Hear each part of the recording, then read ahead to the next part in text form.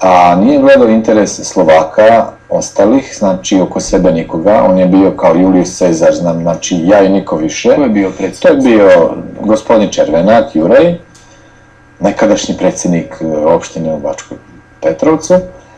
I onda su to prepoznali članovi glavnog odbora te stranke i normalno sazvali smo sve legalno po statutu stranke tadašnje, koja je samo lokalna bila, sazvali skupštinu, smenuli njega, postavili novog predsjednika i predali dokumentaciju urednu u Ministarstvo za lokalnu samoupravu januara meseca prošle godine. Šta se dalje dešava? Dešava se to da nas blokiraju upravo ti naši, što kažemo, fikusi, ih ja zovem, Slovaci. A zašto sam krenuo malo da spominjem cveće? Znate šta se sa fikusom radi? Jednom godišnje se skine prašina, a i jednom godišnje se polije vodom, znači da bi ostao da živi, da ne umre skroz.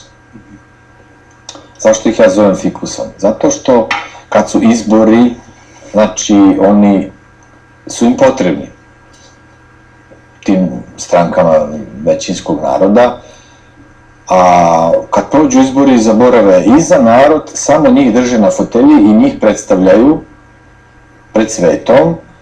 I znate kako, to je već došlo do te mere da se čaša prelila. A vi možete da garantujete da se to neće dogoditi i vašoj partiji? Jer mnogo je takvih primjera kod nas. Mnogo je primjera, a mi garantujemo time što ta partija više ne postoji od 23. januara ove godine. Znači, mi smo 9 meseci obijali prostorije ministarstva Bličevinova 6 u Beogradu i uvek su nam bila vrata zatvorena. Ko nam je zatvarao? Nije ministar zatvarao. Zatvarali su nam preko svojih tih fikusa, Slovaka, ljudi, normalno, nemojte dozvoliti, zašto, šta će nama? I Ana Tomanova Makanova sama izjavila, dala izjavu, šta će nama Slovacima politička partija? Ne treba nam politička partija, Slovacima. Slovaci su mirni narod, oni će da glasaju svi za demokratsku stranku i za nikog više i to je to. Upravo tu se, kako da vam kažem, desila ta ideja se stvorila, šta sad dalje da radimo? 9 meseci nam ne dozvoljavate da se registrujemo i onda na kraju dođemo do zaključka, šta sad?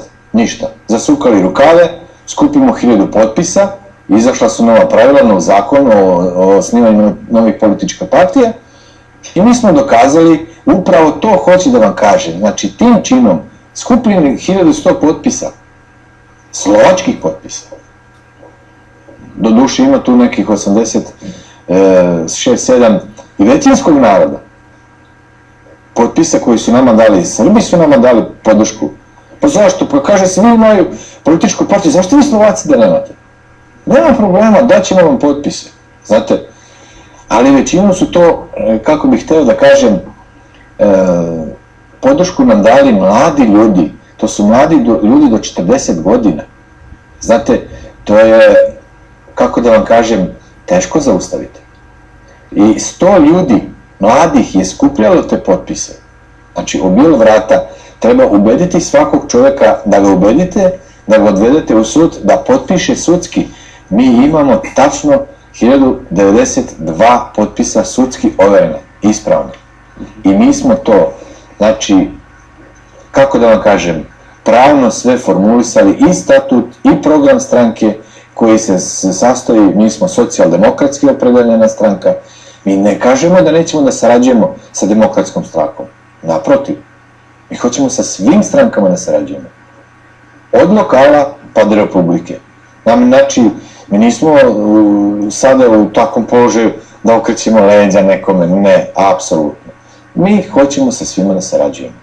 To je otvorena stranka, znači na svim nivoima. To je i vaša poruka, pretpostavljam. Eto, Slovaci počinju da pišu nove stranice u Vojvodini. Sada pitanje je za gospodina Hakila, direktor Slovačkog centra u Londonu. Koji je danas položaj Slovačke u Engleskoj? Aké postavenie Slovákov v Anglicku? Tak v prvom rade pozdravujem všetkých divákov televízie Polonia. Pre svega želim da pozdravim sve gledalce televizije Panoni. A a v mene Slovákov žijúcich vo Veľkej Británii, čo je odhad od 100 do 150 tisíc. A i u ime Slovaka koji žive u Velikoj Britaniji, što ih je 150.000. A treba pogratulovať, že v rámci tej celej slovenskej komunity, tu 2 miliónov, ktorí sa hlásia k slovenským koreňom v celom svete. Oni moraju da čestitaju u ime cele slovačkog iseljeništva koje je 2 miliona građana da čestita.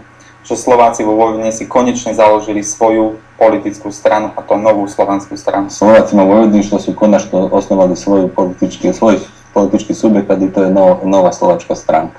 Je to obrovská inšpirácia pre všetkých Slovákov žijúcich v zahraničí. To je velika inspiracija za sve Slovake koji žive u inostranstvu. Pretože len to nám pomôže presadzovať naše záujmy v tých krajinách, ktorých žijeme. Jer samo tako možemo da čuvamo svoje interese u tim državama u kojima živimo. Slovenská komunita vo Veľkej Británii je vekovo rozpoložená od 18 do 35 rokov. Slovačka zajednica u Velikoj Britaniji je u starost prosječna od 25 do 40 godina. Preto táto naša práca, už 7-ročná práca s mládežou, dá sa povedať, je veľmi prospešná, čo môžeme my ponúknuť aj novej slovenskej strane, aby aj Slováci žijúci vo Veľkej Británii nejakým spôsobom pomohli Slovákom, čo najdlhšie žijú tu už 250 rokov na dolnej zemi. I 7 godina uspešno sarađujemo s ovim mladim ljudima, Slovacima u Engleskoj i ta sva bogata iskustva u toj uspešnoj saradnji sa omladinom želimo da prenesemo to znanje, taj know-how na Slovake u Vojvodini. Šta biste vi kao Slovak iz Engleske savjetovali? Šta biste dali kao prvi osnovni savjet Što bi si Slovacima? poradio Slovakom u Vojvodini, aký by si dal odkaz? Tak všetkým Slovákom vo Vojvodine odkazujem, aby konečne dali priestor novým tváram, novej krvi. Svim Slovacima u Vojvodini poručuje da daju prostora za nove ljude, za nova lica i za nove ideje. A jedine, čo toto momentálne splňa, čo je v ponuke, 6. júna je nová slovenská strana s číslom 4. Jedino od toga što je u ponudi na slovačkom izbornom stolu za nacionalne savete je ponuda broj 4. Hvala gospodine Hakil. Idemo sada kratko na ekonomsko-propagandni program, pa se vraćamo u studiju.